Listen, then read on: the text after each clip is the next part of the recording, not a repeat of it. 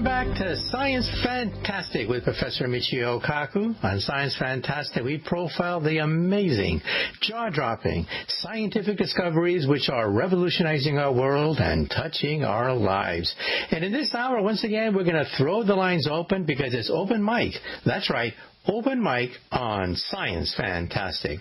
Okay, well, let's move on now to the first listener phone call. Hi, Dr. Kaku. My name is Lance. I'm calling from Green Bay, Wisconsin, and I listen to you through your website. I was just wondering, what would happen if two Big Bangs were to collide against each other? I want to eventually write a science fiction book just for fun, and as that would be something I'm curious about. So, wonder what you were thinking about two Big Bangs colliding each other, what happens in the middle. Thank you. Well, you ask a question that, by golly, we physicists are also asking. The theory is called inflation, which actually fits all the data. It is the leading theory of creation. And my colleague Alan Guth of MIT, who I've actually had on radio, may eventually win the Nobel Prize in Physics for inflation. Inflation says that the universe was born in a tremendously cataclysmic event, much bigger than previously thought, but it was a quantum event. In other words, there's a certain probability that it could happen again and again and again. In other words, Big Bangs could be happening all the time somewhere out in the universe. So if our universe is a bubble of some sort and the bubble is expanding, that's a picture given to us by Albert Einstein. They were like insects living on the skin of a gigantic bubble that's expanding. But we now believe that the bubble can bud a baby bubble, or baby bubbles can collide to give you a bigger bubble, and that could give you a mini Big Bang. In other words, the leading theory is the theory of the multiverse, that we coexist with other universes. These other universes can collide with us, creating an even bigger Big Bang, or they can peel off and create a baby universe. This is called the multiverse theory, and it's taken the field by storm because it is a quantum theory. You see, Einstein's theory is not a quantum theory. In fact, Einstein himself had reservations about the quantum theory. So Einstein basically thought that the Big Bang happened once, and only once. End of story. But you see, in the quantum theory, there's a probability that you can exist in different states. So if the universe popped into existence one time, why not a second time or a third time? Or why can't they even collide? And so, believe it or not, we physicists are actually looking at the possibility of colliding universes. I was at a talk a few years ago given to us by another theoretical physicist, and he asked himself a simple question. Let's say our universe collided with another universe billions of years ago. How would we prove it? What kinds of data would we need to prove the existence of a pre-Big Bang or a pre-collision with another universe? Well, you see, we have, believe it or not, baby pictures of the Big Bang. If you go to nasa.gov and look under COBE or WMAP, you can actually see a picture of the microwave radiation emitted about 300,000 years after the Big Bang. By golly, it looks like an explosion. Because it is an explosion. We have photographs of the microwave radiation emitted from the Big Bang itself. Now, here's what we physicists do with this data. We look for irregularities in this picture. It looks like an explosion, and like I said, you can see it on the web. It's an explosion in the microwave range. And we look for irregularities, and by golly, we do find some of them. Now, these irregularities could be remnants of a previous collision that we had, maybe with a smaller universe. So, believe it or not, we physicists are actually looking at slight deformations in the afterglow of creation itself. And we hope to use these aberrations in order to prove that, once upon a time, we collided with another universe. So, yeah, it's science fiction, but this is now fair game for physicists who now believe that once you marry the quantum theory to Einstein's theory of the Big Bang, then all hell breaks loose. Parallel universes, a multiverse of universes, maybe even the laws of physics themselves could be different in other parallel universes. And then people ask me the question, well, if there are other parallel universes out there and we can collide with them, is Elvis Presley still alive in another parallel universe? And one day, could we meet him? Compliments of the multiverse. Well, you can't rule it out. There's a certain finite probability that, that the king is still alive in another parallel universe. But when you calculate the probability, it is so small. It's finite, but so small, I wouldn't worry over it. Okay, well, let's take a short commercial break. Once again, you are listening to Science Fantastic with Professor Michio Kaku.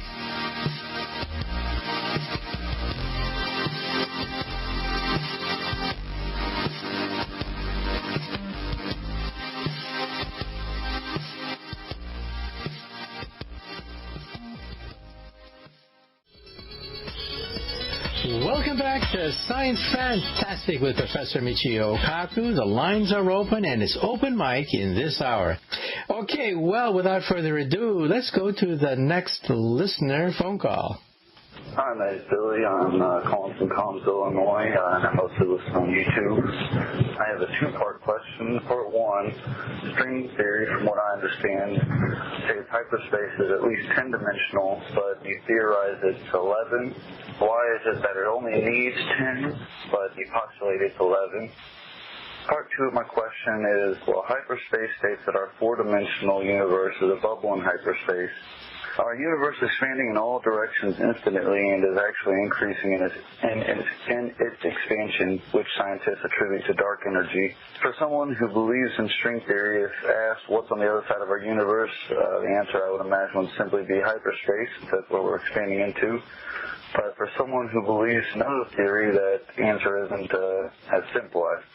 I would say right on the other side of our universe would be our temporal dimension. If our temporal dimension could permeate through and past our three special spatial dimensions, could it be that our time dimension is dark energy? That is to say, could our time dimension, since its original expansion, be pulling our universe outward? Which would mean that maybe hyperspace doesn't have or need a temporal dimension, and that our temporal dimensions will one day reach the vastest corners of hyperspace. And finally, would that mean that things that exist only in hyperspace exist outside of time? Thank you very much. Well, the answer to your question is yes. Next question. No, let me try to make a stab at some of your questions, which really go to the very cutting edge of science itself. First of all, many people have seen that Oscar-winning movie, The Theory of Everything, talking about the life of the late cosmologist Stephen Hawking. The movie, The Theory of Everything, won the Oscar. But ironically enough, you can watch the entire movie and they never tell you. They never tell you the name of the theory of everything. And the name of that theory is string theory. We think that's a theory that eluded Einstein for the last 30 years of his life, from 1925 to 1955. He worked on a theory which would unify all the laws of nature into a single framework. And unfortunately, he died before he could complete that process. Well, today, of course, I can read that book. I can read Einstein's book. I can see all the different trails that he went into that were eventually dead ends. One promising trail was to go into hyperspace. Einstein talked about the fourth dimension, 3 dimensions of space, 1 dimension of time, and the possibility of a 5th dimension, but he didn't go far enough. We think that in 10 dimensions, something magical happens. That in 10 dimensions, not only do you have particles like electrons, which are dots, but also you have strings emerging, and these strings can vibrate, and each vibration corresponds to a subatomic particle, and that's why we have so many subatomic particles. They're nothing but musical notes on a tiny, eensy-weensy little violin string. So think of a rubber band.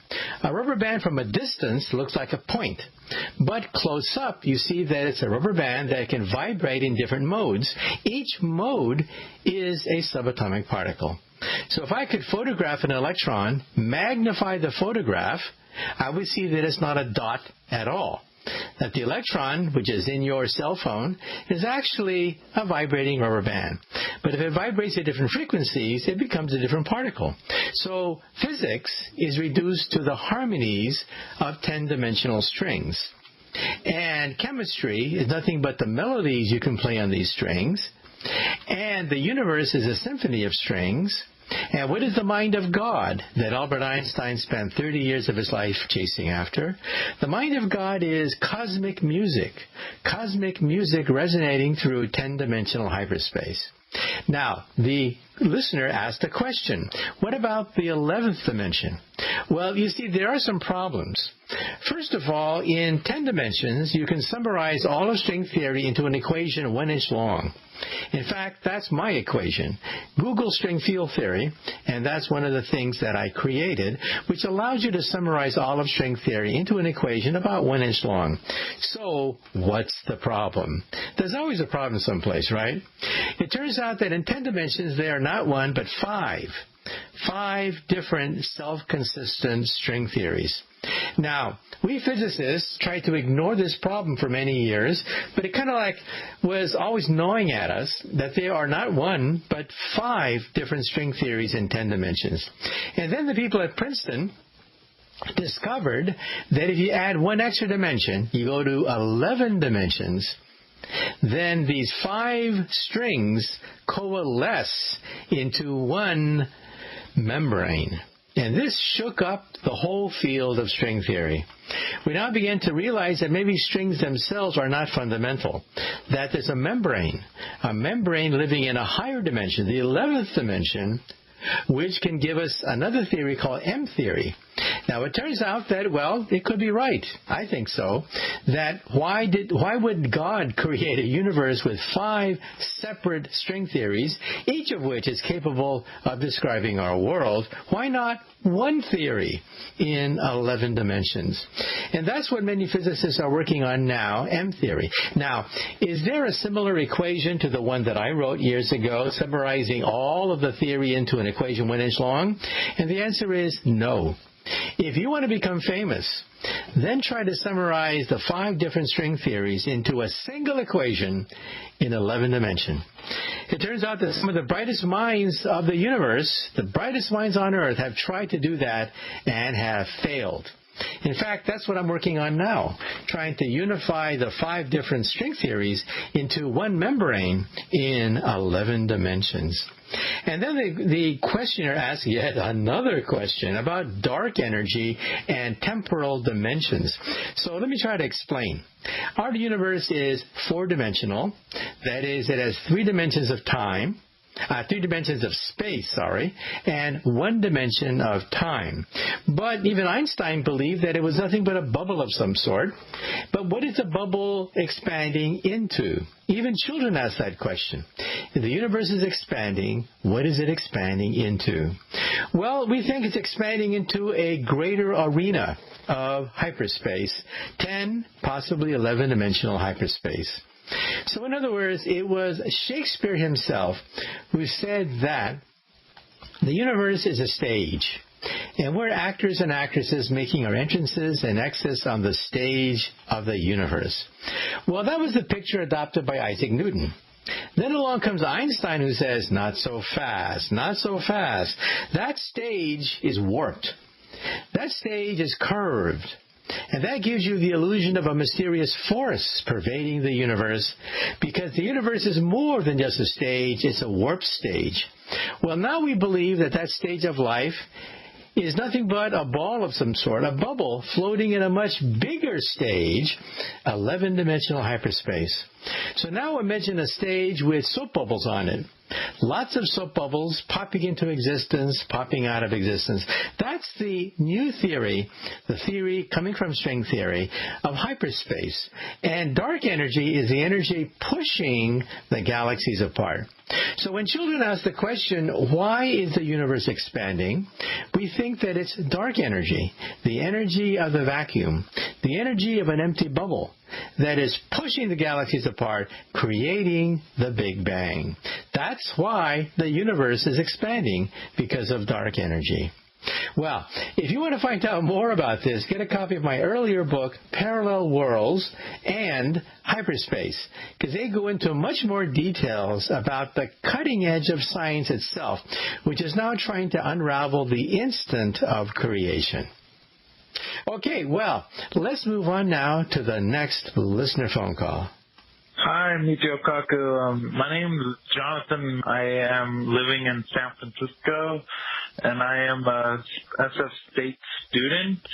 I have a question that's been bugging me. There's been talks about this whole, if our universe is actually a simulation, and okay, yeah, I'll answer that question after the break about a simulated universe. But once again, you are listening to Science Fantastic with Professor Kaku.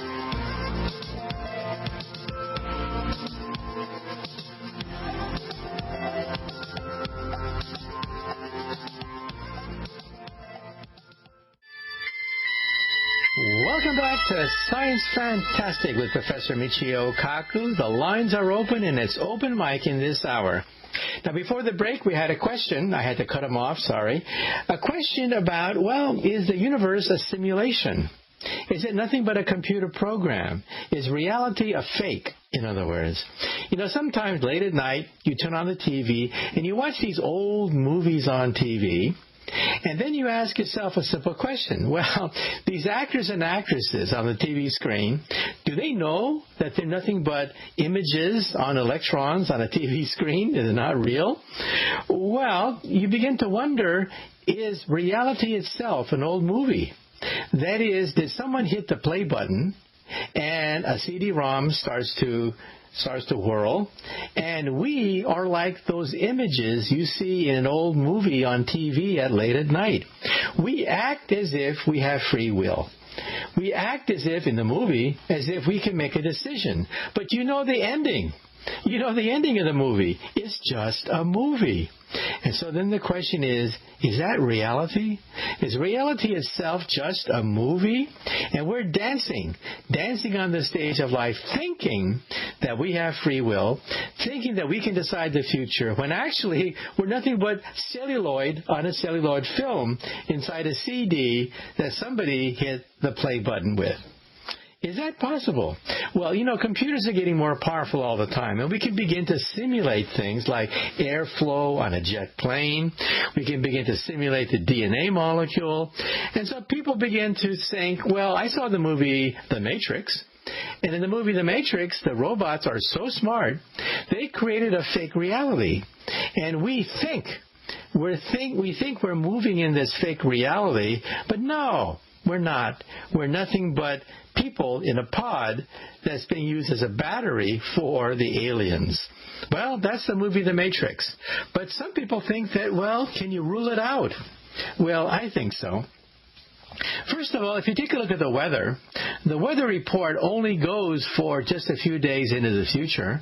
Why can't we simulate the weather 100 years into the future? Because the weather consists of billions upon billions and trillions of air molecules. Each air molecule obeys the laws of physics. And the laws of physics, even though you can model an air molecule, there's so many of them.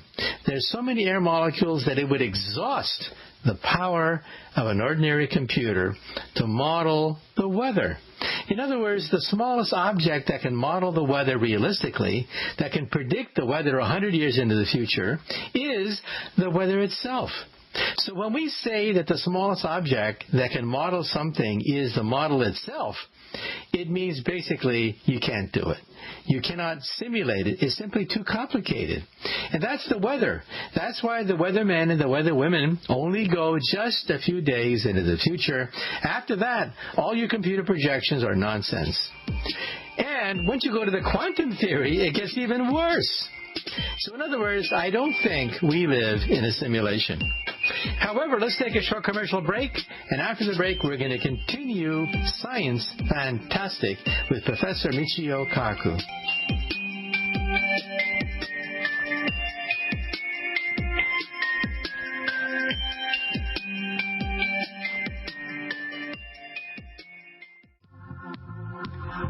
Welcome back to Science Fantastic with Professor Michio Kaku. On Science Fantastic, we now have open mic on Science Fantastic. Well, what I'd like to do now is answer some of the email questions that I get. And because, well, to be frank, some people are a little bit shy about asking their question on national radio. So some people prefer to simply email me. So let me answer some of the questions that I get. One set of questions I get is about the Space Force. Back in 1947, that was the last time that a president of the United States, President Truman, authorized the creation of a new branch of the armed forces. Back then, it was the Air Force. And there was a certain amount of bureaucratic resistance to it because the Navy had planes, the Army had planes, and here was a new branch. It was sort of like taking an arm or a leg out of the Navy and an Army and creating a new branch called the Air Force. Well, now President Donald Trump wants to create a Space Force, and again we have a certain amount of resistance from the Air Force this time because it's like pulling an arm, pulling a leg out of the Air Force to create the Space Force. But let's take a look at the science now, not the bureaucracy, but the science behind the Space Force and what's really happening. First of all, we can't be naive, and that is the Russians and the Chinese, yes, they're also experimenting with space weapons. In fact, the Chinese, about 10 years ago, even blew one of their satellites right out of the sky, creating a tremendous amount of debris and pollution in outer space. And of course, the Russians can do it. We can do it too. In fact, the Russians even announced that they're experimenting with laser weapons that could conceivably knock out a satellite with laser beams. So let's not be naive about it. Other people are working on it too. So why not be the cop on the block? That's the pro side. And the pro argument is, why not give a certain amount of order to the whole space race? We're going to have more and more spacefaring civilizations in space, so why not be the cop on the block? However, there's the reality of what a war may look like in outer space. First of all, the Russians have said that if we go for a space force, they too will begin a militarization of their force. And what would a war in outer space look like? Well, it wouldn't be very pretty. First of all, even a small nation, a nation like North Korea, could, in principle, detonate an atomic bomb over Kansas, creating an electromagnetic pulse, a shock wave, which would knock out half our satellites, blinding us, and knocking out most of our power plants on the planet Earth. Now, that would set us back 100 years. Think about it. The military would be paralyzed. We wouldn't have any eyes or ears in outer space anymore. Power plants would go down, creating blackouts over all of North America. Within a few days, we would have food riots because all the refrigerators would go on the blink, and there's no one to fix it because they, too, in the nearest city, they, too, had their power knocked out. So, in other words, a war in outer space is not going to be a pretty thing. And any country that wants to fight a war in outer space has to be prepared for a worst-case scenario, which is the electromagnetic pulse set off from an atomic bomb in outer space. Now, we know this. This is not science fiction. We know this because we've actually detonated atomic bombs in space, and it created a tremendous amount of havoc.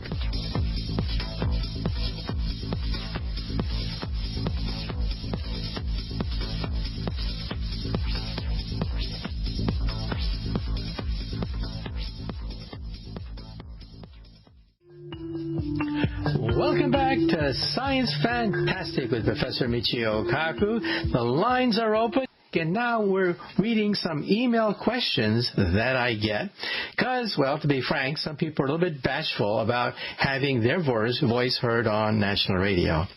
Well, another question I get is about the heat wave. Look, it's summertime now, the dog days of summer, and many people head on to the beach. But some people are noticing, well, this summer seems to be hotter than normal. And in the Middle East, the desert has never been as hot. World records are being set, and some climatologists are saying that if you peek into the future, of course, decades into the future, certain areas of the Middle East may be unlivable. And some people say, aha, it's global warming. Other people say, not so fast, not so fast. Well, first of all, I'm a scientist, and we realize that you cannot say with 100% certainty about anything because you have to test it. You have to run experiment after experiment. And with 90% confidence, not 100%, but with 90% confidence, a majority of the world's scientists believe that the Earth is heating up and humans have something to do with it. Now, even the skeptics of global warming admit that the Earth is heating up. We know that for sure. We can measure the temperature of the Earth from outer space. We can see that the glaciers are receding, that cracks are forming in the South Pole, and the average temperature is rising as sea levels rise. So this is something that we all agree upon. The disagreement comes from the question of human intervention. How much of it is a natural cycle? How much of it is human? And when you look at human behavior versus natural cycles, you realize that most natural cycles take thousands of years. Thousands of years. The last ice age ended 10,000 years ago, and we may have another ice age 10,000 years from now. But it turns out that we're in the middle of an interglacial period. But the temperatures just within the last 100 years have been rising dramatically, especially the carbon dioxide level. And that's why you can say, not with 100% confidence, but with 90% confidence, that humans may have something to do with the fact that the Earth is heating up. Now, does that mean that the heat wave that is hitting the Middle East, the heat wave hitting California, creating forest fires, is that caused by global warming? Well, again, global warming is an average effect. There is no one-to-one relationship. And anyone who claims that, aha, this is the fingerprint of global warming doesn't know what they're talking about.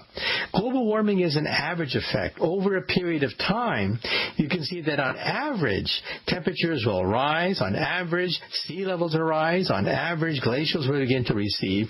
But you cannot say that any one particular hurricane, you cannot say that one particular storm is due to global warming. But like I said, with 90% confidence, most climatologists with the computer programs can say that on average, the Earth is heating up, and we see that everywhere we look on the planet Earth.